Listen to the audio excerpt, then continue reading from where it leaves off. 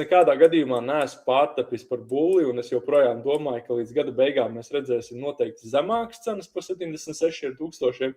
Tā kā es joprojām domāju, ka mēs varam redzēt šo lielāku cenas kritumu, un mēs jau zinām, ka vasara parasti nav super duper laba priekš kriptovalūtas.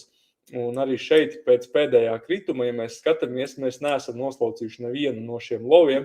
Tā kā es domāju, ka joprojām zemāk ir ļoti, ļoti iespējams. Ja mēs skatāmies un salīdzinām ar iepriekšējo ciklu, šeit stāsts ir ļoti līdzīgs. Un vienmēr bear markets beidzas ar kaut kādu kapitulāciju lejā. Tā kā noteikti, manuprāt, būs kaut kāds notikums, kas tirgu novedīs stiprāk uz leju. Tā kā, jā, manuprāt, tik mierīgi nevar bear markets beigties, un ja jums liekas, ka no 120,000 nokrist līdz 60,000 ir nenormāli daudz, un kriptovalūtā ciklu laikā tas ir pilnīgi normāli. Tā kā tas, ka mēs esam redzējuši, ka cena palēcas, tas nekādā gadījumā nenozīmē, ka bear markets ir beidzies. Un jūs jau zinat, ka es to bieži esmu stāstījis, kad ja cena tātad staigā šādā kanālā, tad tas ir bearish.